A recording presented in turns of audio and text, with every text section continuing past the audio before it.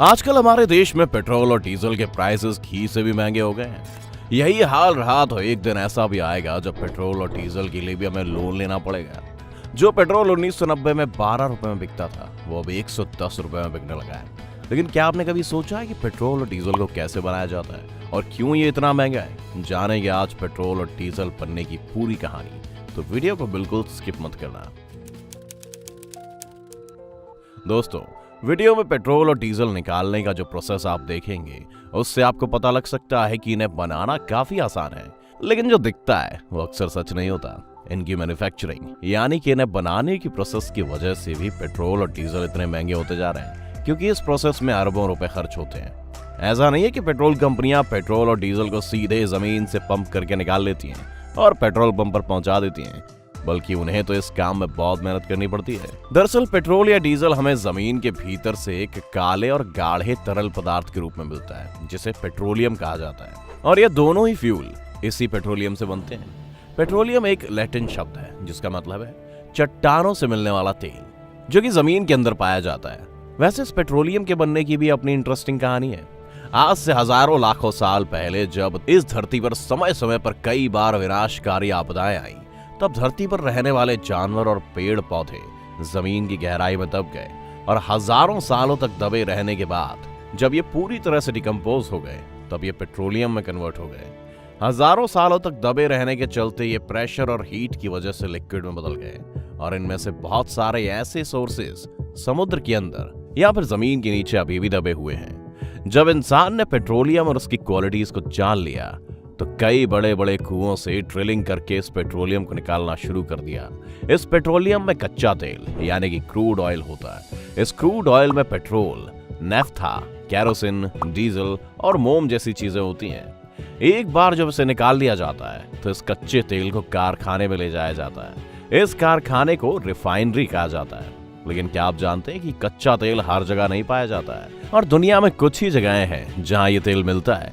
ये पेट्रोलियम जमीन और समुद्र दोनों जगहों पर मिलता है। जो पेट्रोलियम समुद्र में होता है उसे निकालने के लिए फ्लोटिंग रिफाइनरी बनाई जाती है, और जमीन पर जो तेल होता है उसे निकालने के लिए वहां कुएं बनाए जाते हैं। ये प्रोसेस सुनने में जितना आसान लगता है उतना होता नहीं है। समुद्र हो या फिर जमीन, असली वक्त लगता है तेल के सोर्स को ढूंढने में। कई बार तो इसमें सालों लग जाते हैं और अरबों रुपए भी खर्च होते हैं। जो तेल हम तक पहुंचता है उसे ढूंढने के लिए समुद्र में कई बड़ी और महंगी मशीनें लगाई जाती हैं, जो एक जगह से दूसरी जगह तक तेल ढूंढती रहती हैं।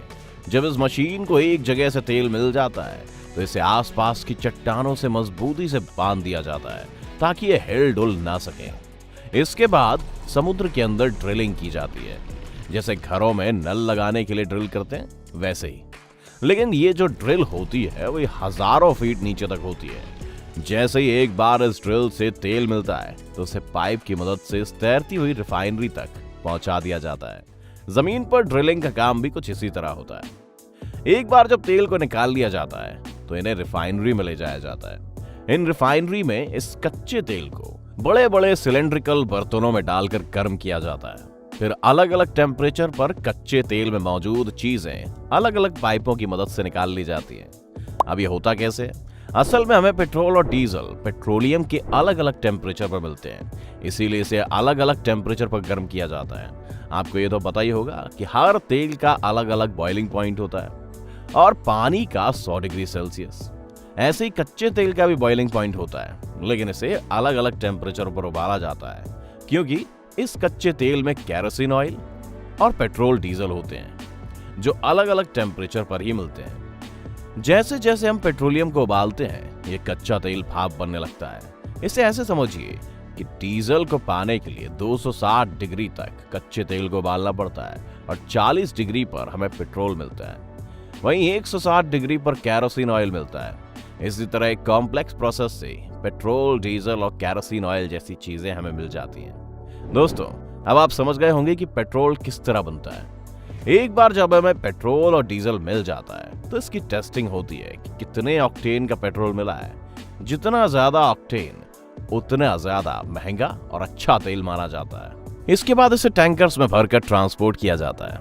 इस पूरे प्रोसेस में बहुत सारा इन्वेस्टमेंट होता है। इंडियन ऑयल और रिलायंस जैसी कंपनियां इंडिया में पेट्रोल और डीजल के लिए अरबों रुपए इन्वेस्ट करती हैं, तब कहीं जाकर पेट्रोल से हमारी गाड़ी चलती है। पेट्रोल बनने का प्रोसेस तो आपने जान लिया, तो ये भी बता दें कि इसकी कीमत इतनी ज्यादा क्यों होती है। पहला रीजन तो आपको अपने आप समझ आ गया होगा, जो कि है इसे निकालने का बेहद खर्चीला प्रोसेस। पेट्रोल और डीजल को निकालने के इस प्रोसेस को डिस्टिलेशन कहते हैं। इसी प्रोसेस की वजह से इनकी कीमत भी अलग अलग होती है। अब जिन देशों के पास अपने ऑयल रिजर्व होते हैं वहां ये तेल सस्ते पड़ते हैं, वहीं जिन देशों के पास ये रिजर्व नहीं होते जैसे कि इंडिया, वहां पर इनकी रिफाइनरी और डिस्टिलेशन का खर्चा बढ़ जाता है। जैसे कि वो रिफाइनरी जो समुद्र में ही पेट्रोलियम से डीजल और पेट्रोल बना लेती है, वो ज्यादा नहीं है। ज्यादातर समुद्र में सिर्फ कच्चा तेल निकालने की ड्रिल मशीनें होती हैं। एक बार जब इस तेल को निकाल लिया जाता है तो इसे बड़ी बड़ी रिफाइनरी में ले जाया जाता है। आज दुनिया भर में पेट्रोल और डीजल की कीमतें अलग अलग हैं, क्योंकि मैन्युफैक्चरिंग के साथ साथ गवर्नमेंट इस पर टैक्स भी खूब लगाती है। अपने इंडिया में स्टेट और सेंट्रल गवर्नमेंट मिलकर 60% से ज्यादा टैक्स लगाती है। इसके अलावा भी पेट्रोल और डीजल की कीमत हमेशा बढ़ती रहेगी। ऐसा इसलिए है क्योंकि पेट्रोल नॉन रिन्यूएबल सोर्स है, यानी कि एक बार ये खत्म हो गए तो फिर इसे दोबारा इस्तेमाल नहीं किया जा सकता।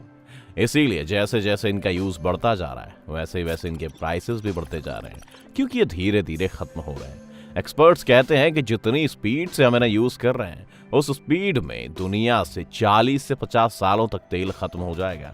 हमारी रोजमर्रा की जिंदगी में कहीं ना कहीं ये दोनों ही फ्यूल अपना अपना रोल प्ले करते हैं।